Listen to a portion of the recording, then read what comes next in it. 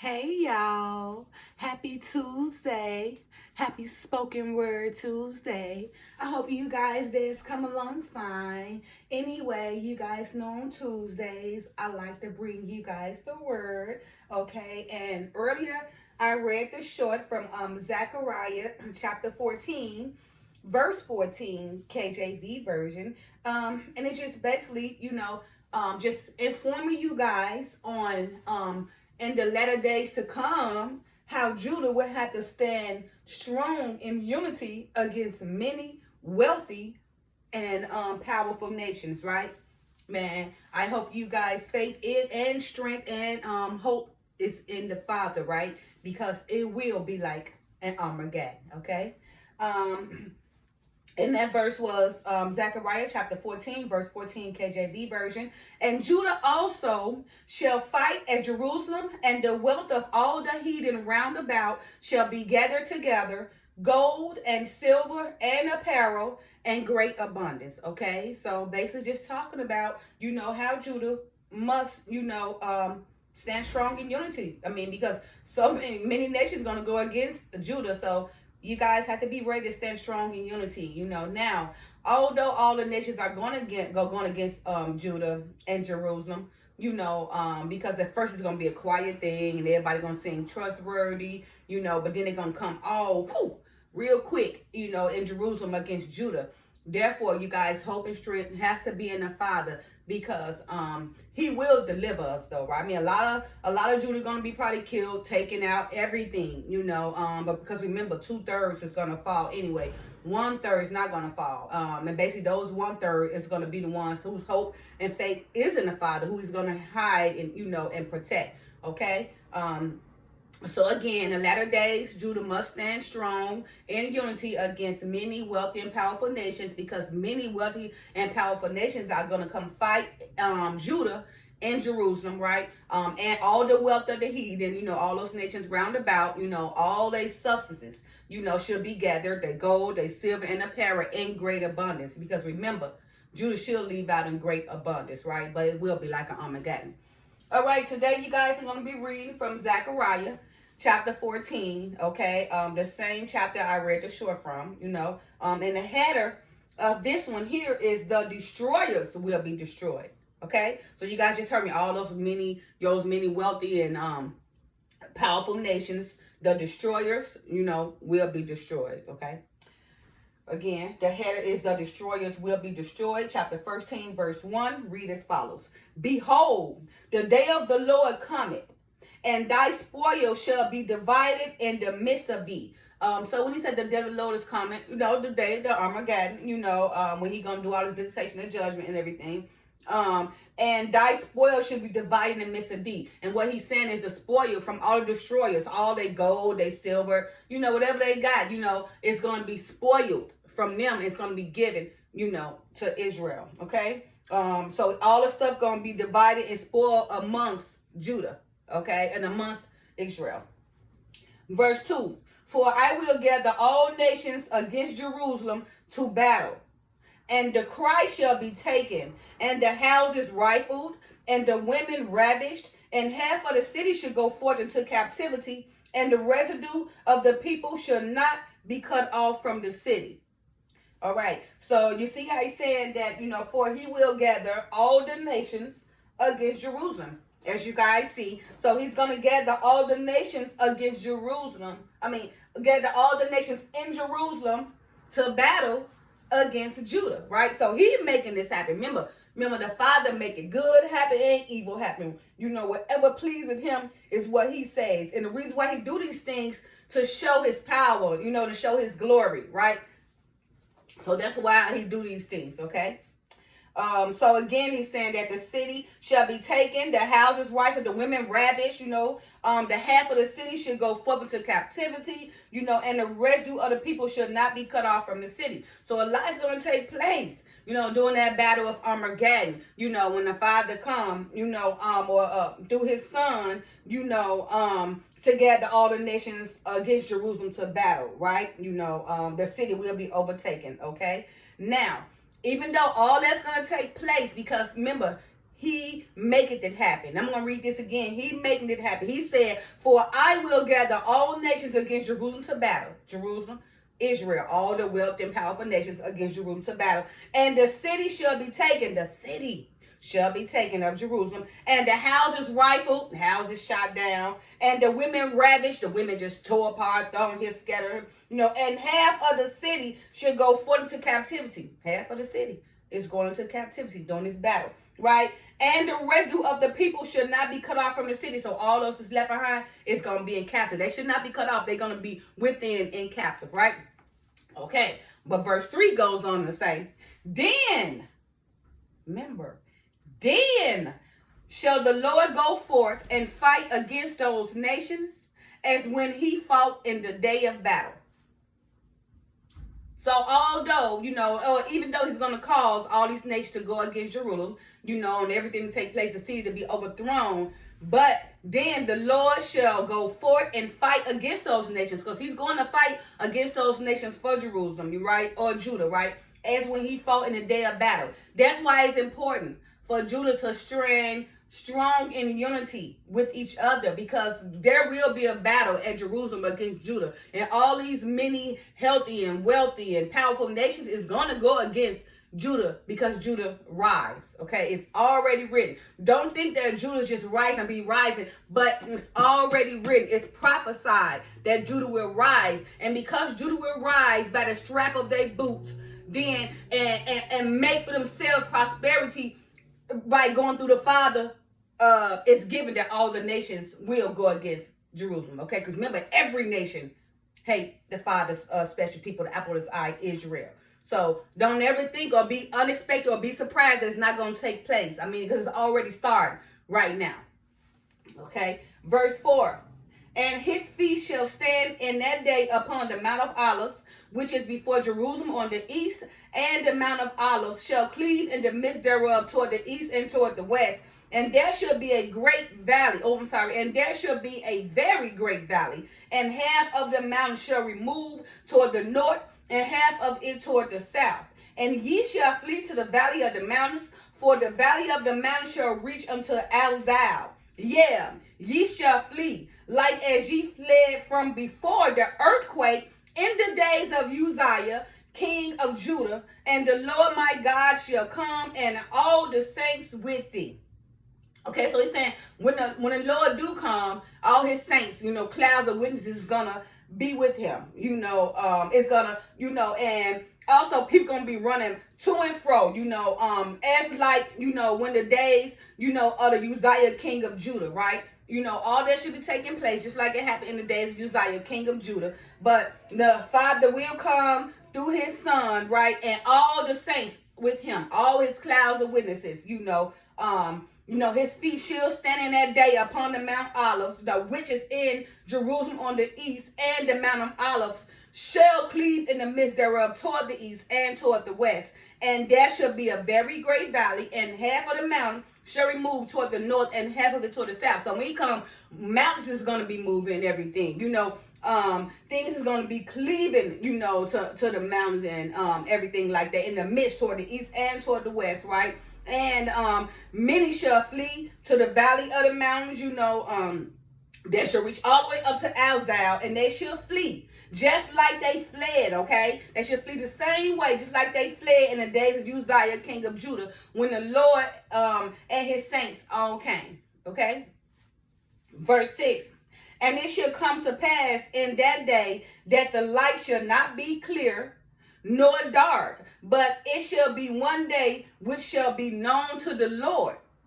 Not day, not night, but it shall come to pass that at evening time it shall be light. So when this day happen, the day like an Armageddon, it won't be neither day nor light, because during the evening it still should be light. So it just would be, a day, that will be known to the Lord, not day nor night, that shall come to pass. And when it's evening that you guys expect for it to be night, it will be light. Okay, so during that time of Armageddon, when the day of visitation, the day of the Lord, it wouldn't need to be nor day or night. Okay, it just would be a day known of the Lord.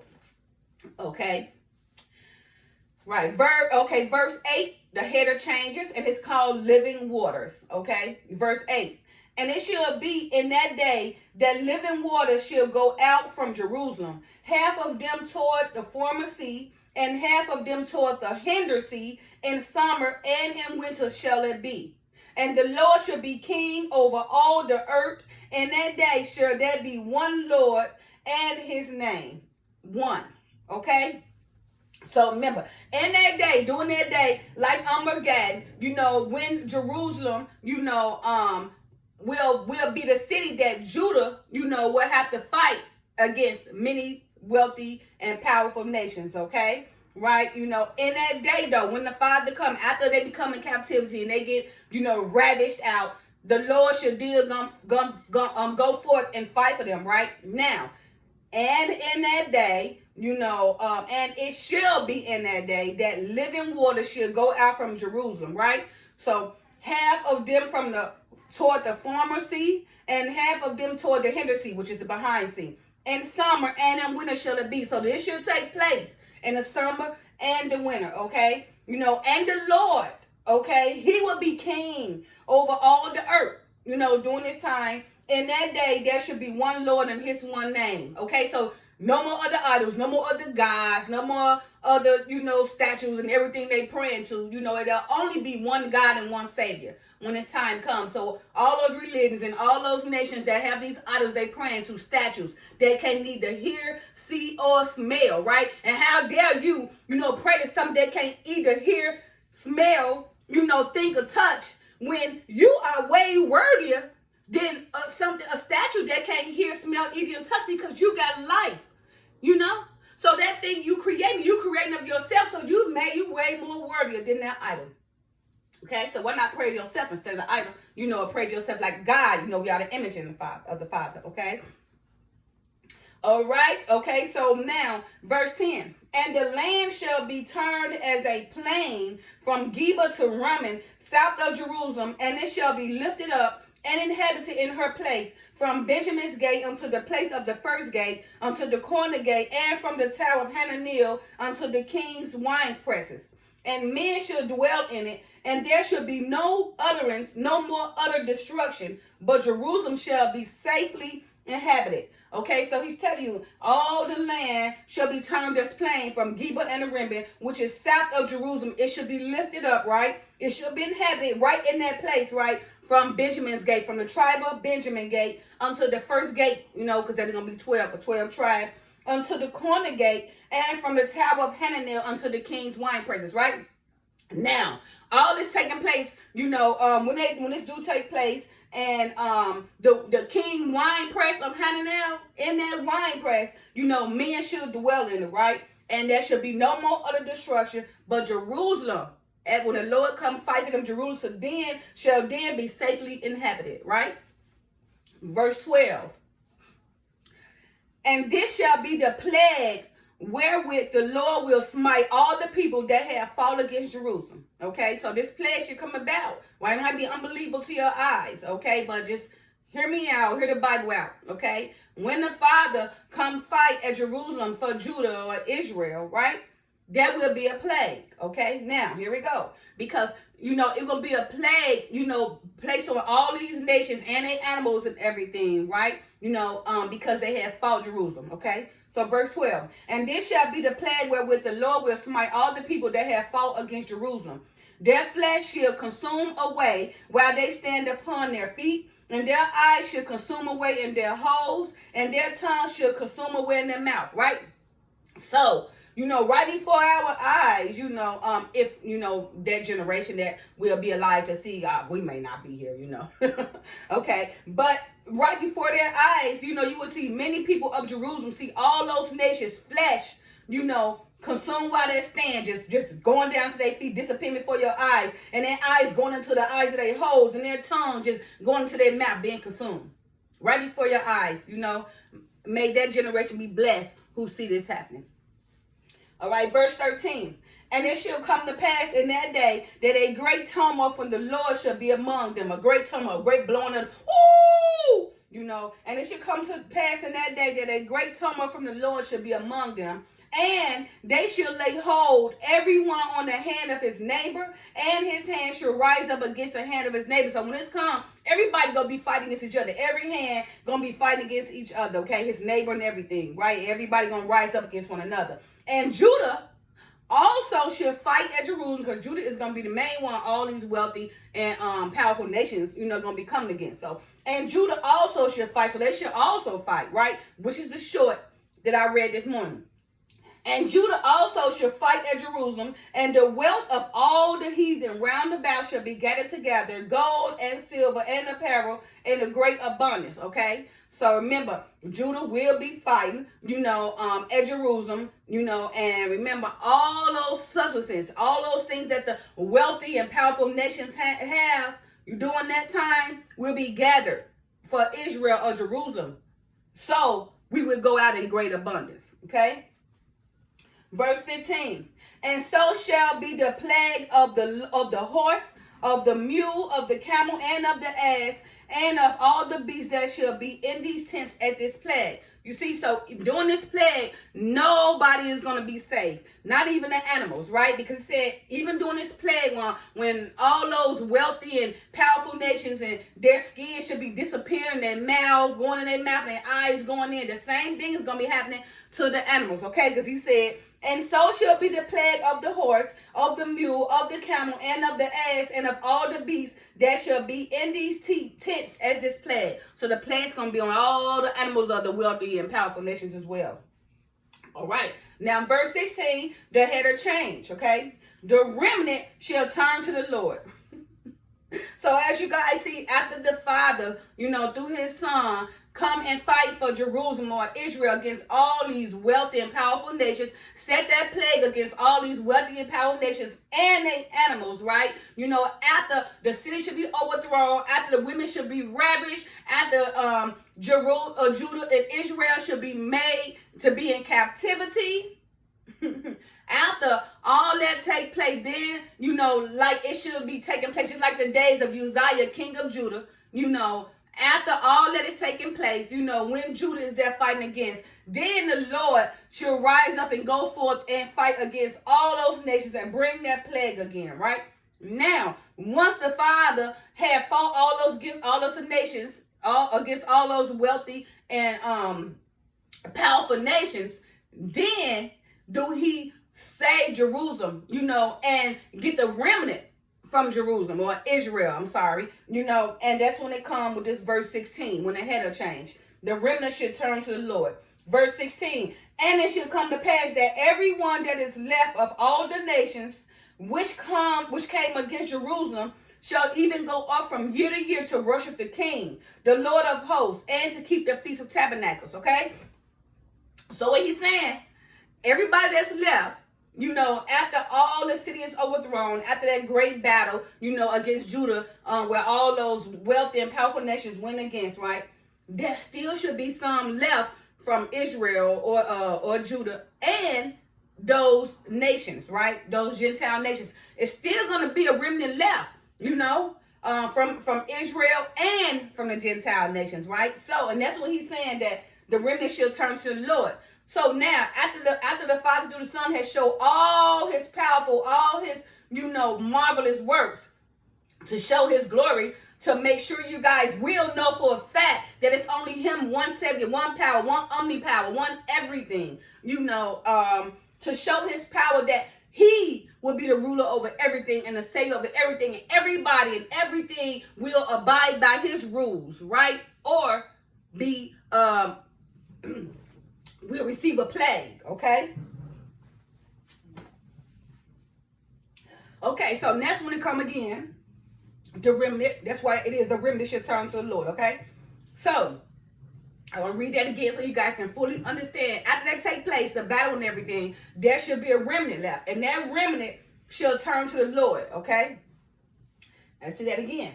Verse 16, and it should come to pass that everyone that is left of all the nations which came against Jerusalem shall even go up from year to year to worship the King, the Lord of hosts, and to keep the Feast of the Tabernacles, right?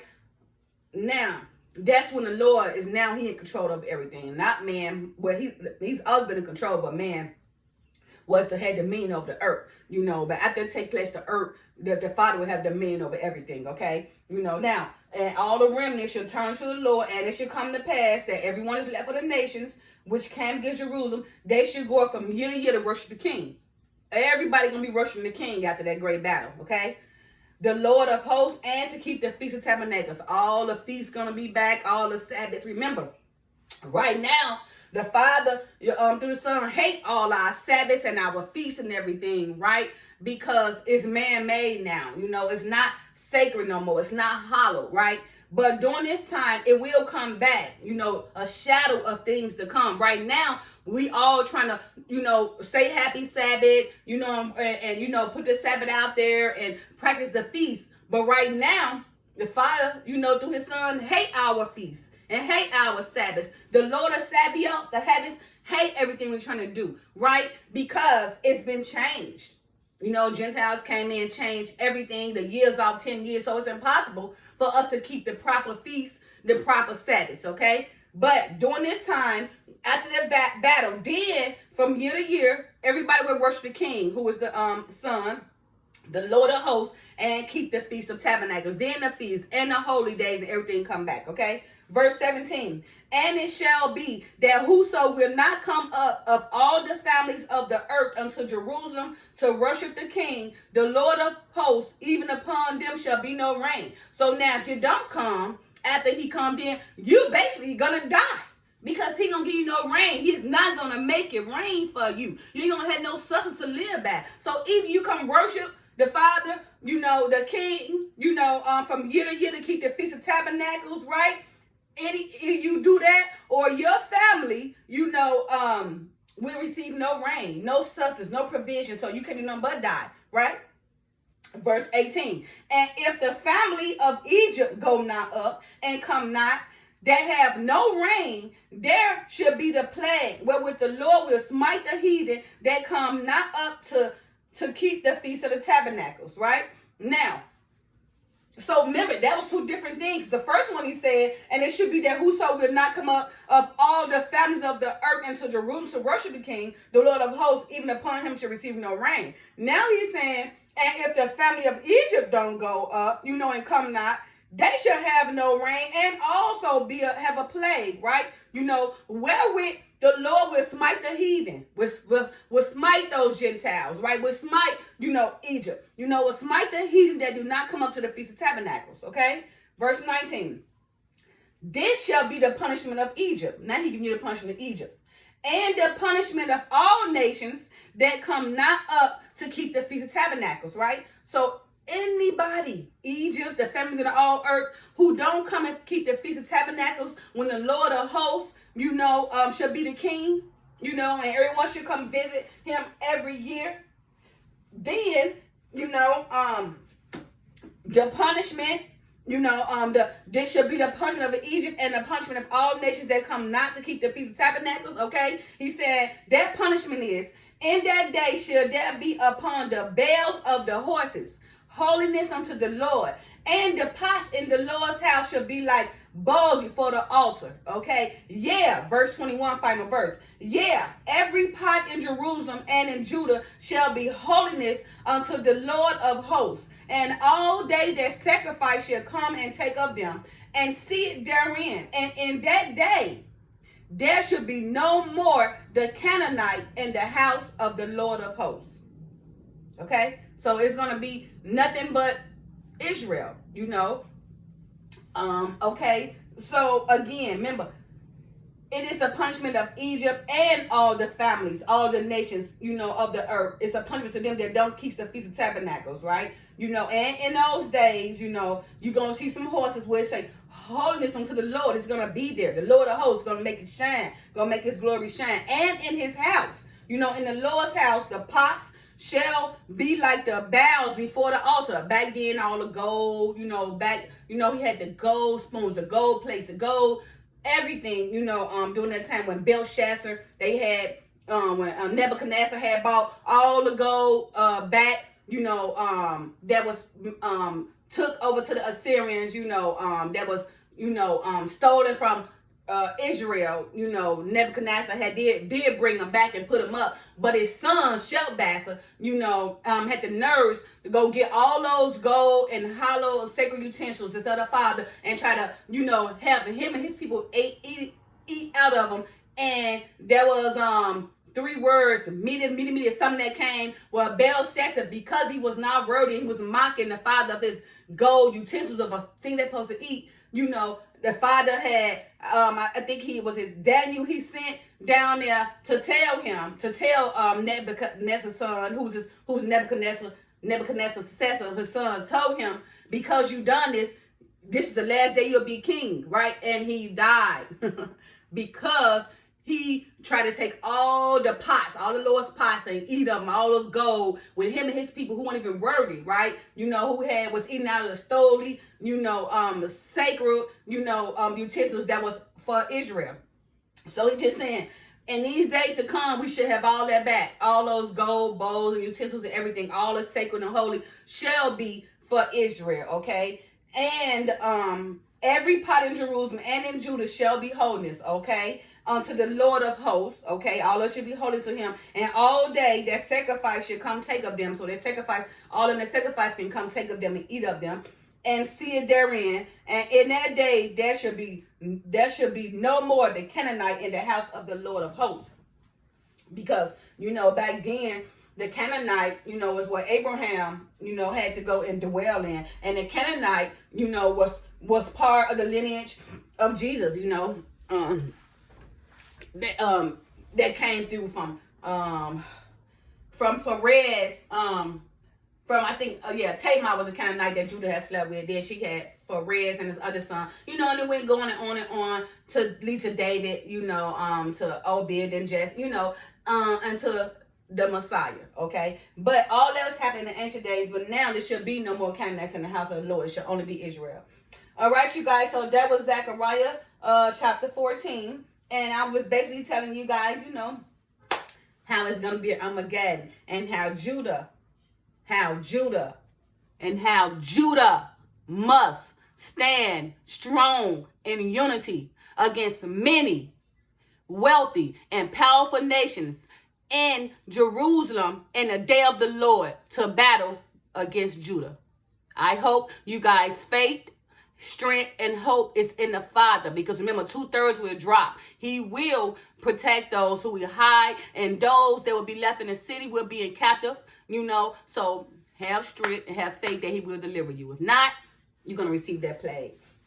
All right, you guys, enjoy your Tuesday, and I hope, the lessons I'm bringing to you guys is helping you guys to get more understanding, right?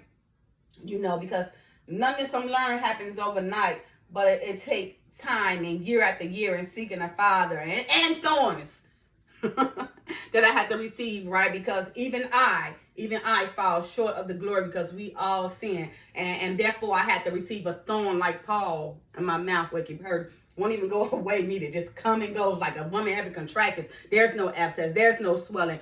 It's a thorn. The same thing that Paul had when he had some in his side. Just all of a sudden came out of nowhere. It's a thorn. Just let you know, to stay in the word. Stay seeking the Father, right? He keep that thorn in there so you won't be proud. Because right now I can't eat like I want to because of this thorn, okay? All right, you guys. You guys have a great Tuesday. Again, happy Spoken Word Tuesday, and I love you guys. Peace. It's going to be Armageddon.